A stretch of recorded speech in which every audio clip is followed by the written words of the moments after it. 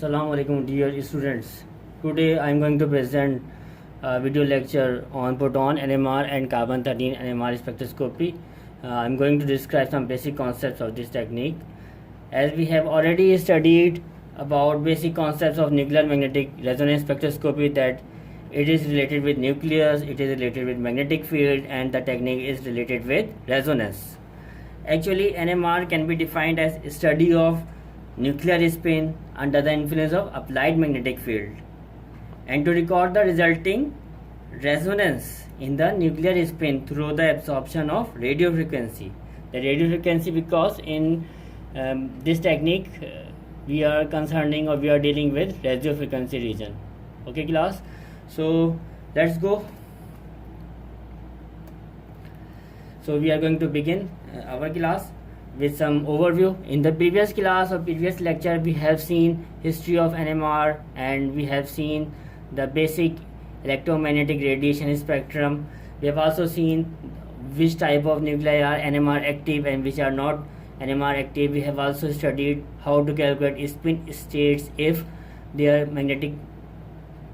nuclear magnetic spin quantum number is there, and what are the basic principles of NMR and types of NMR. Then we have seen the basic concept of chemical shift, which is very important for structural elucidation. Then we have seen their scales and so on. Today what we are going to cover, the topic which we are going to cover are given here. We will discuss what is proton NMR spectroscopy and what are chemically equivalent protons, or how one can say the environment of proton, it is different or same. And we will study multiplicity of proton using proton NMR spectroscopy, and what is splitting pattern, Pascal triangle, what are the important factors which affect on chemical shift. Actually, if someone understands the basic concepts and factors which affect on chemical shift, then proton NMR will be easier to understand for him or her. We will also see some examples of proton NMR. We will also try to understand the basic concept of magnetic anisotropy. Because of this concept, you can see the values of different proton lies in higher region of chemical shift.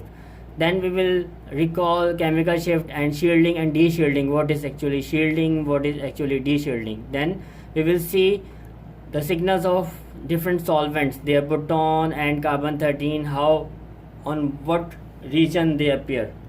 We will also learn deuterium exchange experiment and its significance. Then we will also study about carbon 13 NMR and its chemical shift scale. Then how to calculate proton coupled and proton decoupled carbon 13 NMR, we will try to understand it. And then calculation of splitting of carbon, if along with carbon a deuterium is attached, how a carbon will split. Then what will be the applications of NMR, we try to learn it. Then we will just learn an overview of 2D NMR technique. Then we will end up this lecture with some recall of mass fragmentation patterns, IR frequencies, proton and carbon 13 NMR shift, chemical shift scale for structural elucidation, and we will solve some problems and we will conclude our lecture. Okay class, here we begin. Proton NMR spectroscopy. Actually, hydrogen NMR or proton NMR is considered one of the most important technique to elucidate the structure. We know that natural abundance of proton is 99.98%. We are talking about protium isotope. We are talking about protium isotope. There are 3 different isotopes of proton, you remember: protium, deuterium and tritium. And carbon 13, natural abundance of carbon 13 is 1.08%, which is very lower. But in fact, carbon and proton are backbone of organic compounds. Therefore, their study is very crucial, very important. What proton NMR tells actually? Proton NMR actually tells you about the types of hydrogen. It tells you about, also tells you about the type of each type, and by means of chemical shift one can get the idea about the types of hydrogen. Then through the integration one can get the idea about number of hydrogen, and we can also determine the connectivity of proton. by this proton NMR spectroscopy. So actually proton NMR spectroscopy determines about the type of protons and type of each type and their numbers and their connectivity or their environment. The connectivity of proton can be determined by coupling pattern. There is a particular coupling pattern by which one can determine the connectivity. There is also a term coupling constant, that is also known as J value. From this J value one can also determine the connectivity of proton. Okay class, one question here. I am going to provide you different structures of different organic molecules which consist of different protons. The question is here, discuss the environment, signals and multiplicity of proton and carbon-13 in given compounds. For our start, in these structures we have to learn first the multiplicity signals of proton. We are not talking about carbon at the moment, but when we will learn the NMR spectroscopy and carbon-13 NMR spectroscopy, then we will be able to determine the types of carbon-13. Okay class, here first question, you can see in the first structure, this is CH2 group, which is also known as methylene group. This is another methylene group. If someone is asking what type of proton are present in this structure, what will be your answer?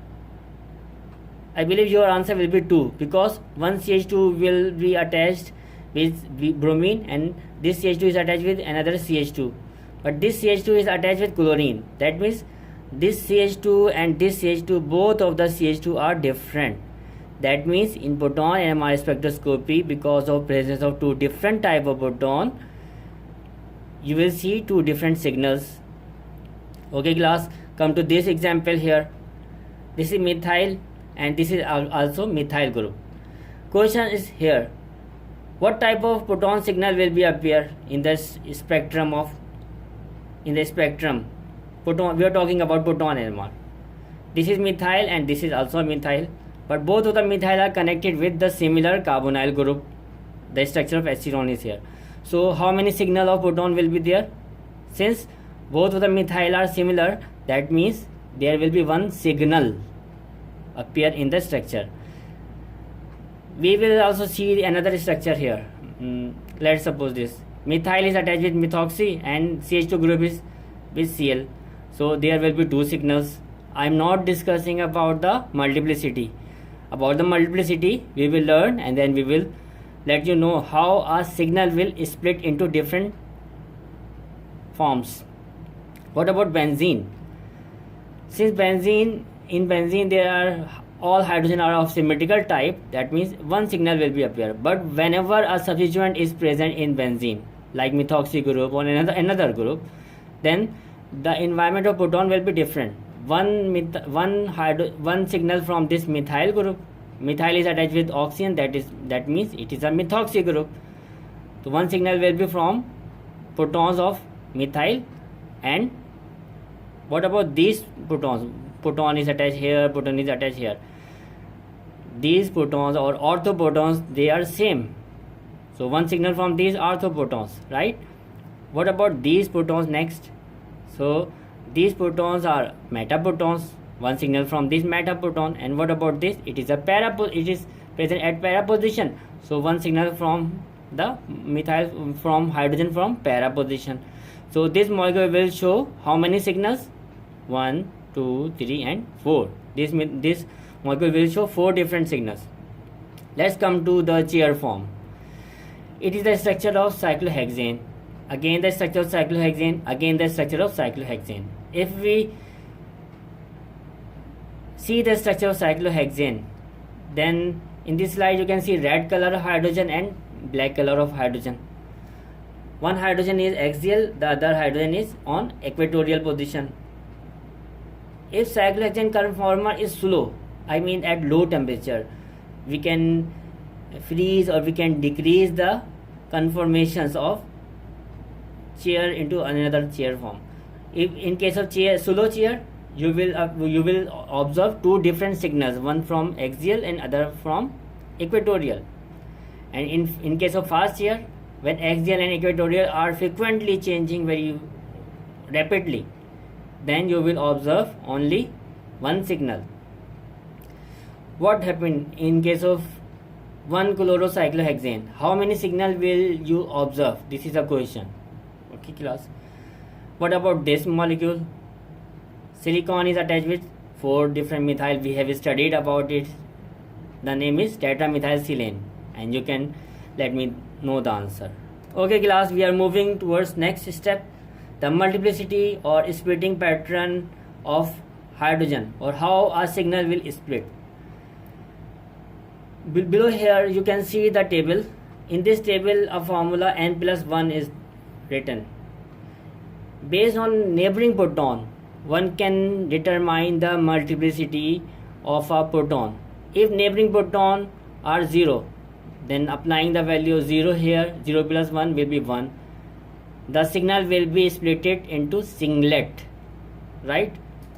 Singlet will be like this. Similarly, if neighboring protons are 1, then 1 plus 1 is equal to 2. The signal will split into doublet. How a doublet looks like? A doublet looks like this. The intensity ratio is 1:1. What about 3? If neighboring protons are 2, then placing the value of 2 in the formula, 2 plus 1 is equal to 3. The splitting pattern will be 1:2:1. The peak will be named as triplet, and a triplet looks like this. And if its neighboring proton are 3, then it will split into 4 different lines named as quartet. The shape of quartet is here. The intensity ratio is 1:3:3:1. You can see 1:3:3:1. Similarly, for quintet, quintet arise when neighboring protons are 4. 4 plus 1 is equal to 5. The splitting pattern will give the line in the ratio of 1, 4, 6, 4, 1. Quintet or pentate. You can see the structure of a quintet here or pentate here. Similarly, for hextate or sextate, similarly we can see a septate, how a septate will appear. And this is the structure of octet. So this is it is also known as Pascal triangle. By this one can determine the multiplicity of proton. The Pascal triangle or similar thing is written in the here for our convenience.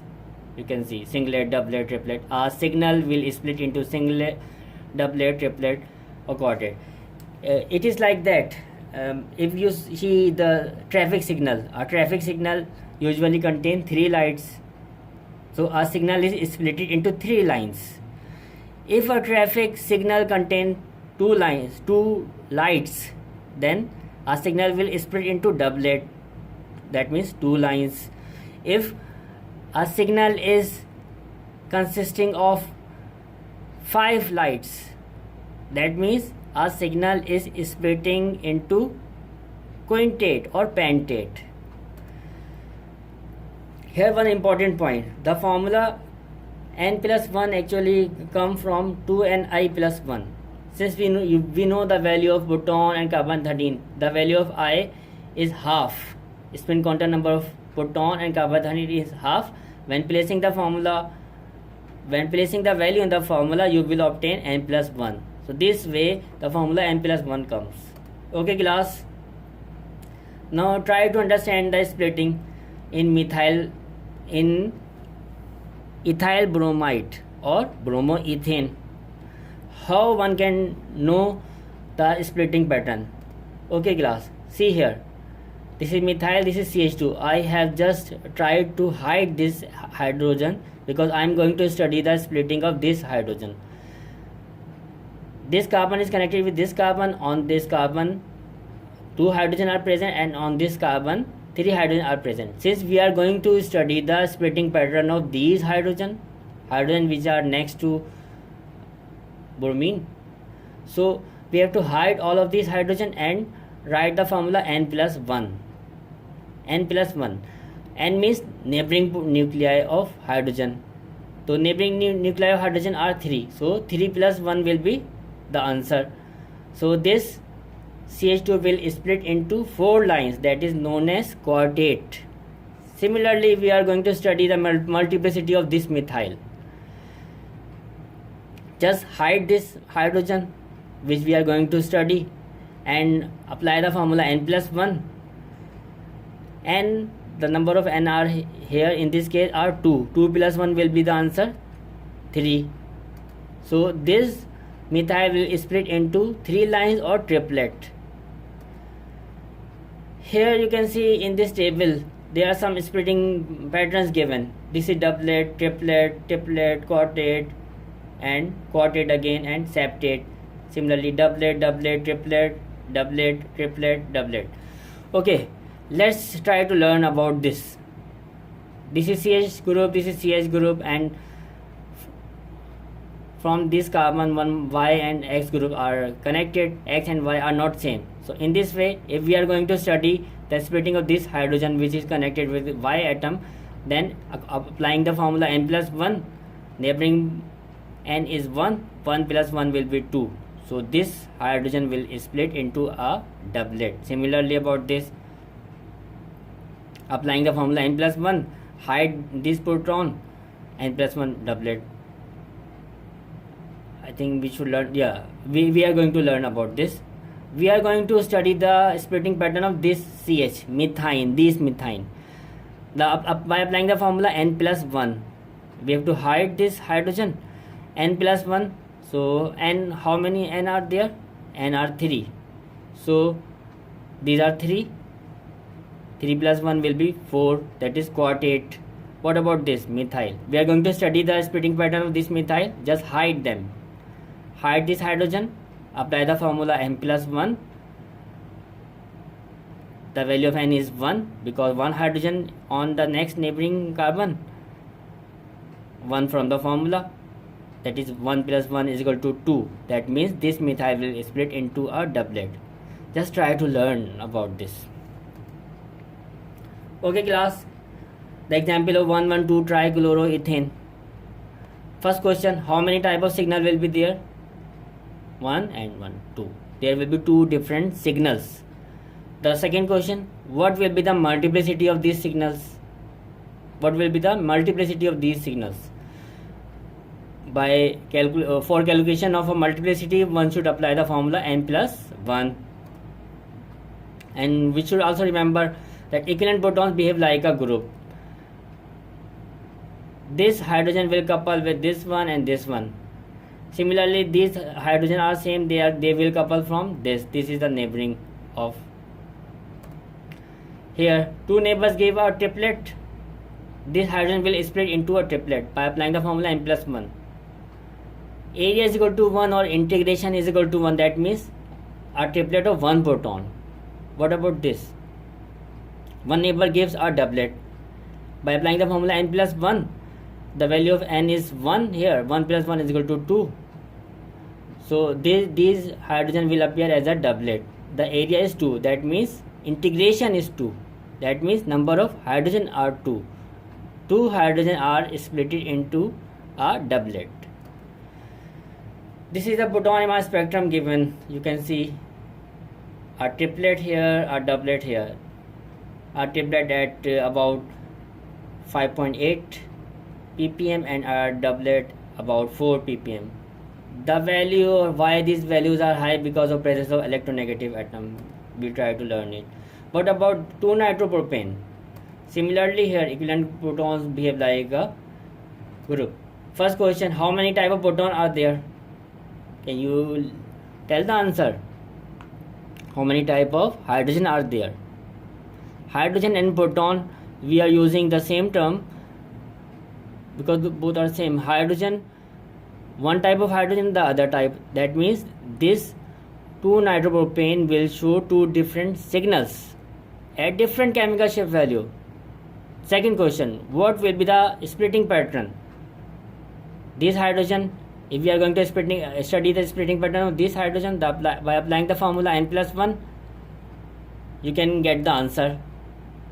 And if you are going to study the splitting pattern of this methyl, which are same, by applying the formula n plus 1, you can get the answer. Okay. Let's learn about methyl splitting. These are similar methyl, so neighboring carbon contain 1 proton. By applying the formula n plus 1, this methyl will split into a doublet. Okay class, what about this hydrogen?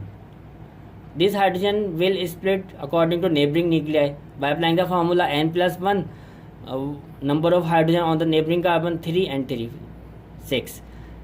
That means n plus 1, 6 plus 1, the answer will be 7. That means this hydrogen will appear as a septate. You can see the structure, you can see the NMR spectrum of this molecule. Integral means number of proton. We can calculate this. Now another important question. What are the factors which affect on chemical shift? What are the factors which affect on chemical shift? The most important factor, one is shielding, the other is de-shielding. Shielding means protection. If hydrogen is surrounded by electrons, that it means it will be regarded as a shielded hydrogen. If hydrogen is not fully surrounded by electron, it will be named as de-shielding. Okay class. Following here you can see different examples. Tetramethyl a molecule here, another molecule here. Question is coming, which protons are more shielded? Shielded means hydrogen are not shielded, means hydrogen are surrounded by electrons. If electronic cloud is removed from hydrogen by any mean, by applying an electronegative atom, by some conjugation, or by hydrogen bonding or some other factor, then hydrogen will behave like de-shielded. De-shielded means electron density का कम हो जाना, और shielded का मतलब electron density का ज़्यादा हो जाना. या जैसे इसीलिए इस केस में टेट्रामिथाइल सिलेन में इलेक्ट्रॉन डेंसिटी ज़्यादा है कार्बन के अराउंड, जो हाइड्रोजन लगा हुआ है इसको कोई भी नहीं खींचने वाला. यहाँ पे लेकिन देखें ऑक्सीजन के साथ CH2 ग्रुप लगा हुआ है. CH2 क्योंकि ऑक्सीजन की इलेक्ट्रॉन नेगेटिविटी ज़्यादा है, लिहाजा इस CH2 पर इलेक्ट्रॉनिक क्लाउड जो है वो कम होगा as compare with this CH2 and this CH2 and then this methyl. इसका मतलब है कि ये वाला जो CH2 है ये ज़्यादा डी शील्डेड होगा और ये CH2 जो है वो कम डी शील्डेड होगा, ये और कम डी शील्डेड होगा और ये और कम डी शील्डेड होगा. जितना कम डी शील्डेड होगा इसका मतलब उतना ही ज़्यादा शील्डेड होगा. Right class. So another example here, CH2, CH2, Cl and Br. How many signal will be observed in this case? 2 signals, yes. Which signal will appear at de-shielded region? Can you let me know the answer? Which atom is more electronegative, chlorine or bromine? Let's figure out their electronegativity. The atom which is more electronegative will attract the electronic cloud towards itself and will de-shield the proton, right? So this chlorine, the electronegativity of chlorine is higher. That means this proton will appear at higher chemical shift, or these protons are de-shielded actually. They contain less electronegativity. They contain less electronic cloud. They contain less electron density as compared with the methylene which are next to bromine. Okay class. Here are some important points for factors. On the basic level I am just going to describe in this slide. I am not going to go in the detail. What is the effect of hybridization? Usually trend of chemical shift, the sp2 hybridized proton which is attached with sp2 hybridized carbon, they appear on high chemical shift, then sp and then sp3. There is a concept of magnetic anisotropy also there. Nature of substituents. If an electron withdrawing group there, which have ability to attract the electrons, definitely it will de-shield the proton, and if proton is de-shielded, that means it will appear on high chemical shift. In one of the chemical chart I am going to conclude or summarize de-shielding or electron density parameters. What about electron donating group? Electron donating group usually shields the proton. It will increase the electron density on proton. Hydrogen bonding usually de-shield the proton. Electronegativity also de-shield the proton. And the phenomenon of anisotropy is observed in alkene, alkyne, aromatic systems like benzene, some other aromatic molecules and carbonyl compounds. Solvent also play a very important role. Rigidity in structure. Rigidity is very important, and sometimes it is responsible for failure of n+1 rule, and it makes hydrogen asymmetric, non-planar, or responsible for geminal coupling, that is 1-1 splitting. Before this, in n+1 rule, we are going to study the vicinal coupling, the splitting pattern of proton with the carbon which is next to the carbon, which is next carbon, that is vicinal. We have n+1 rule is applied for vicinal coupling. We have seen this. Okay, class. So we are going to understand the de-shielding in proton NMR. De-shielding means removal of electron density. Hydrogen which experience less electronic cloud, they are called de-shielded proton. In this case, the structure of carboxylic acid here. What about this proton? Since because of this resonance structure, we can observe this type of structure. In this case, this proton become de-shielded. That means this proton should appear on higher chemical shift. And in the table you can see the value of carboxylic protons usually appear 11 to 12 or more. What about this structure? This methylene, this CH2 group. Because of this resonance, positive charge on the carbon. That means these protons are de-shielded. So this way we can get the idea. If you know basic concepts of shielding and de-shielding, then probably you will have ability to understand the structures and why the increase or decrease of chemical shift values. Class, here the structure of ethanol, and with its splitting, you can see a singlet, you can see a quartet, you can see a triplet. 3 different signals. One signal is split as singlet, one signal is split as quartet, one signal is split as triplet. The triplet, by applying n+1 rule, you can see by applying n+1 rule on this hydrogen, no neighboring carbon contain. Actually, there is no neighbor carbon. So neighboring proton 0, 0 plus 1, 1. It should appear as doublet. What about this? Neighboring carbon contain 3 hydrogen. 3 plus 1, 4. So this CH2 will appear as a 4 line or quartet. Similarly, here it should appear as a triplet or 3 lines. Another structure given here, methyl acetate. One value appear at one singlet appear at 2, and other singlet appear as at 3.5 ppm. These signals appear as singlets by applying the formula n+1. I hope you understand the splitting pattern of nuclei. Just have some exercise, the concept will be more clear. Okay, class. Here 2 different spectrum are given. Proton NMR spectrum are given, and one compound is this one, the other compound is this one. You have to match which spectrum belongs to which of the molecule. Now another concept of magnetic anisotropy. Actually, the magnetic anisotropy, the concept is very vast, and it requires proper understanding, and it also requires continuous reading and understanding. Actually, anisotropy means non-uniform, and non-uniform. Isotropic means uniform. Electron in pi system like aromatic alkenes or alkynes or carbonyls usually interact with applied magnetic field, which induce a magnetic field that causes the anisotropy. Anisotropy, we are going to study anisotropy in aromatic hydrogens. We know that aromatic protons, circulation of pi electrons can generate induced magnetic field that can either reinforce or oppose the applied magnetic field.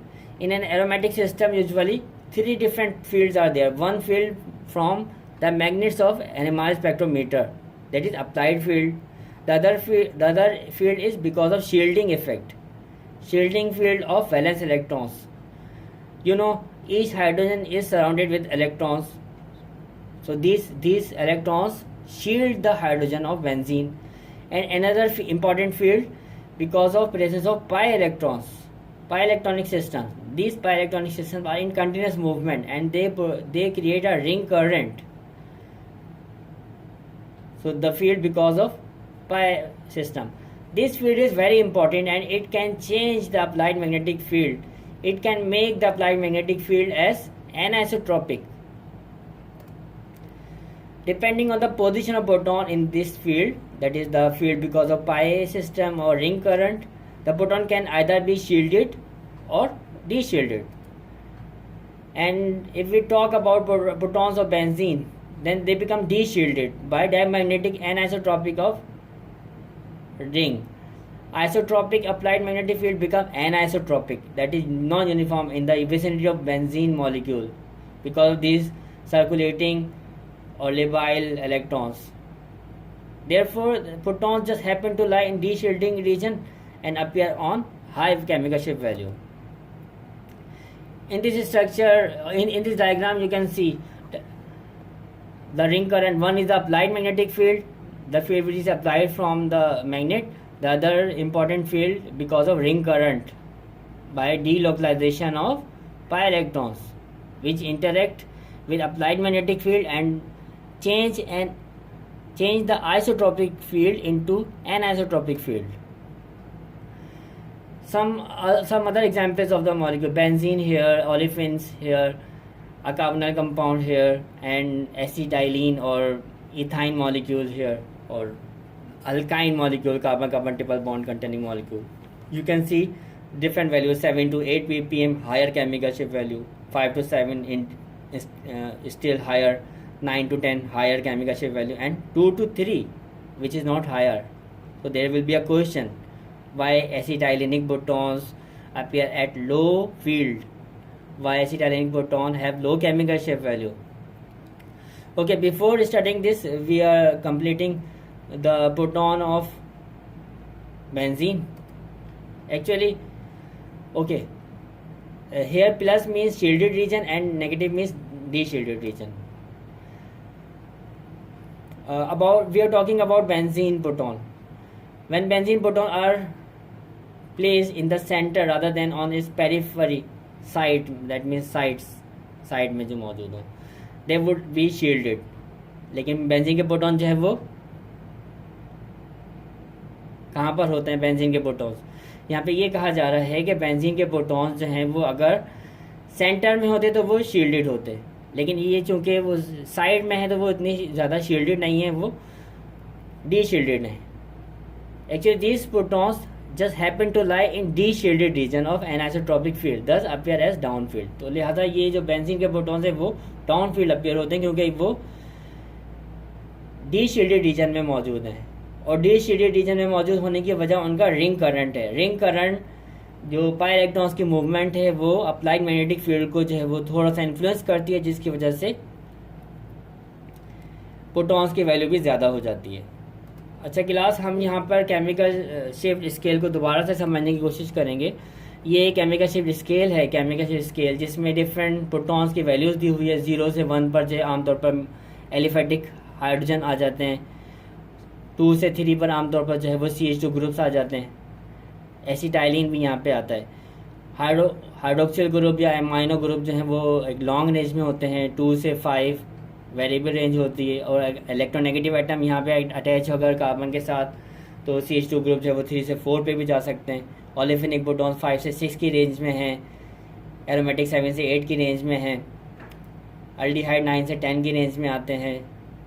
Aldehyde का proton जो है, और carboxylic हमने अभी सीखा भी था, 11 से 12 पर आता है ये वाला प्रोटॉन. जो चीज़ें हमने समझी उसको यहाँ पे कंक्लूड करते हैं.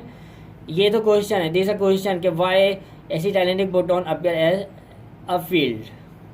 मैग्नेटिक एनिसोट्रॉपी को जब मज़ीद डिटेल में पढ़ेंगे तो आपको और समझ में आता जाएगा कि जो प्रोटॉन्स हैं एसिटाइलिनिक प्रोटॉन्स अपनी ज्योमेट्री की वजह से जो है ना वो शील्डेड रीजन में पाए जाते हैं. अच्छा क्लास, ये कंक्लूजन भी किया है, ये समराइजेशन भी है कि शील्डेड रीजन ये है जिसकी लो वैल्यू होती है, लो केमिकल शेप वैल्यू होती है, वो शील्डेड रीजन कहलाता है. यहाँ के प्रोटॉन्स कहलाते हैं अप फील्ड प्रोटॉन्स. यहाँ के प्रोटॉन्स जो है वो इलेक्ट्रॉन डेंसिटी ज़्यादा रखते हैं, इनकी केमिकल शेप वैल्यू कम होती है, लो फ्रिक्वेंसी होती है, और मैग्नेटिक फील्ड आमतौर पर ज़्यादा एक्सपीरियंस करते हैं ये वाले प्रोटॉन्स. इस केस में जो वैल्यू हायर हैं, हायर केमिकल शिफ्ट वैल्यूज़ के प्रोटॉन्स कहलाते हैं डी शील्डेड प्रोटॉन्स, या डी शील्डेड रीजन भी कहलाता है, ये डाउन फील्ड प्रोटॉन्स। ये जो प्रोटॉन्स होते हैं इनके सराउंडिंग में इलेक्ट्रॉन डेंसिटी कम होती है। बहुत सारे फैक्टर्स होते हैं जिसके रेजोनेंस भी हो सकता है, रेजोनेंस हो सकता है, इलेक्ट्रोनेगेटिविटी एलिमेंट हो सकता है, हाइड्रोजन बॉन्डिंग भी हो सकती है, वगैरह वगैरह। सो ये एक समराइजेशन है, इस कॉन्सेप्ट को क्लियर करने की कोशिश कीजिएगा। एक इम्पॉर्टेंट स्लाइड का है ये वाली। अच्छा, okay class, now moving towards the next topic. NMR solvent signals. Important point क्या है कि जो कंपाउंड्स होते हैं उसको एक सॉल्वेंट में डिजॉल्व किया जाता है, उसका एनएमआर लिया जाता है। अब जब कंपाउंड को सॉल्वेंट में डिजॉल्व किया जाएगा और उसका एनएमआर लिया जाएगा तो सॉल्वेंट का सिग्नल भी तो आएगा, सॉल्वेंट के सिग्नल को माइनस करना होगा।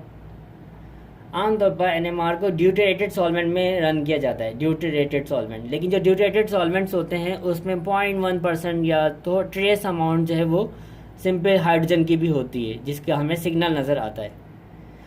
तो डिफरेंट हाइड्रोजन जो है एसिटिक एसिड, यहाँ पे जो है डिफरेंट केमिकल शिफ्ट वैल्यूज़ दी गई हैं प्रोटॉन्स की और कार्बन 13 की।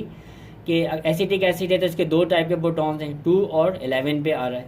मिथाइल का CH3COOH, ये कार्बोक्सिलिक ग्रुप का प्रोटॉन है, ये जो है वो मिथाइल का प्रोटॉन है। तो इन वैल्यूज़ को इग्नोर करना पड़ता है। सारे सॉल्वेंट्स ड्यूटेरेटेड हैं, लेकिन इन ड्यूटेरेटेड सॉल्वेंट्स में ट्रेस अमाउंट जो हाइड्रोजन की होती है वो सिग्नल हमें डिटेक्ट हो जाता है प्रोटॉन एमआर की फ्रीक्वेंसी रीजन में। अगर कोई ड्यूटेरियम एनएमआर को रन करना चाहे तो उसका फ्रीक्वेंसी रीजन डिफरेंट है, ये हम पहले भी पढ़ चुके हैं। यहाँ पर कार्बन 13 की वैल्यूज़ दी हुई हैं। एसिटिक एसिड में 2 कार्बन होते हैं, CH3COOH, एक कार्बन है मिथाइल से और एक कार्बन है कार्बोक्सिलिक से, तो 2 कार्बन की वैल्यूज़ दी हुई हैं यहाँ पर। इसी तरह से डिफरेंट कार्बन 13 एमआर की केमिकल शिफ्ट वैल्यूज़ गिवन है और डिफरेंट प्रोटॉन एमआर की केमिकल शिफ्ट वैल्यूज़ गिवन है।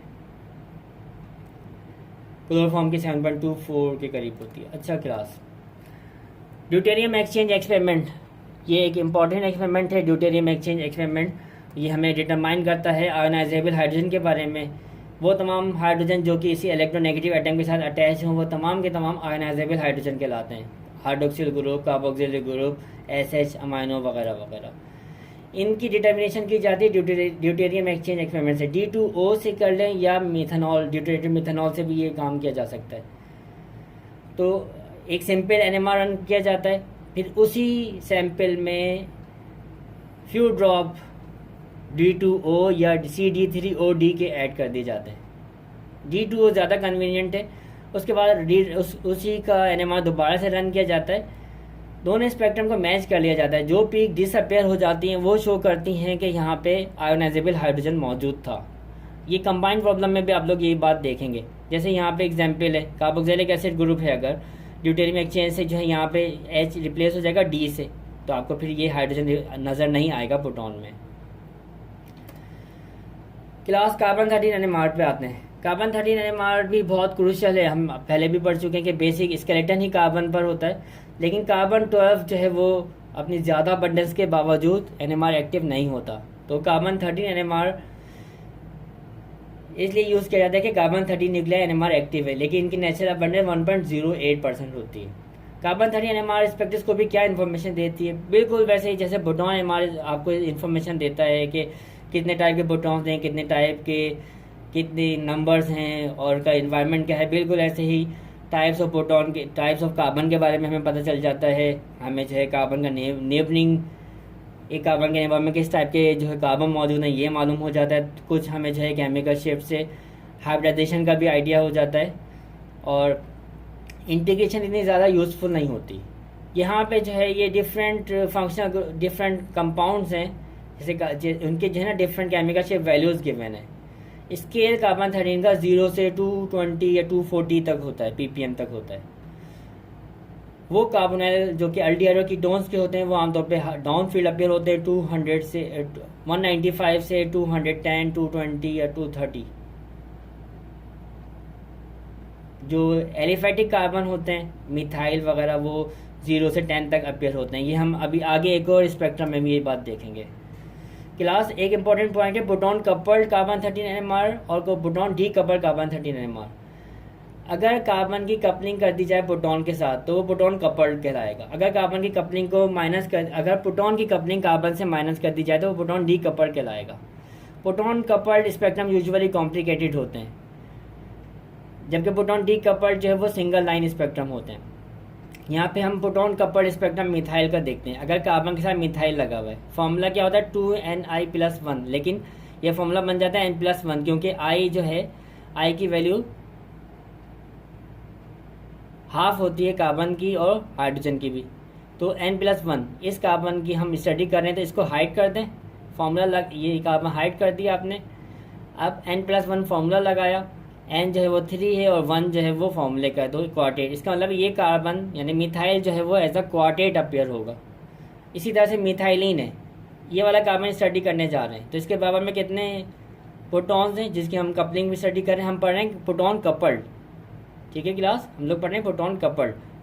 2 हाइड्रोजन है तो मतलब 2+1 3, ये यानी कि CH2 अपीयर होगा as a triplet, CH as a doublet. और क्वार्टनरी कार्बन अगर है तो क्योंकि उसके बराबर में कोई और हाइड्रोजन नहीं है तो उसकी स्प्लिटिंग हम नहीं पढ़ रहे, हम प्रोटॉन कार्बन कपलिंग ये स्प्लिटिंग को पढ़ने की कोशिश कर रहे हैं यहाँ पर।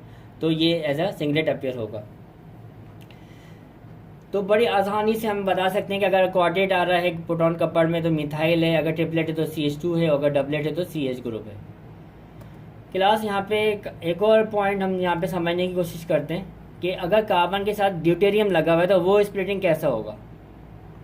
फॉर्मूला हम सबको पता है 2ni+1 होता है। अगर हम कार्बन की स्प्लिटिंग पढ़ने जा रहे हैं ड्यूटेरियम के साथ, ये नॉलेज के लिए हम समझ रहे हैं, समझने के लिए 2ni+1 ड्यूटेरियम की जो आई की वैल्यू होती है वो 1 होती है, तो फॉर्मूला आया 2। तो इसका मतलब है कि क्लोरोफॉर्म अगर ड्यूटेटेड क्लोरोफॉर्म है तो उसका कार्बन 3 लाइंस में स्प्लिट होगा।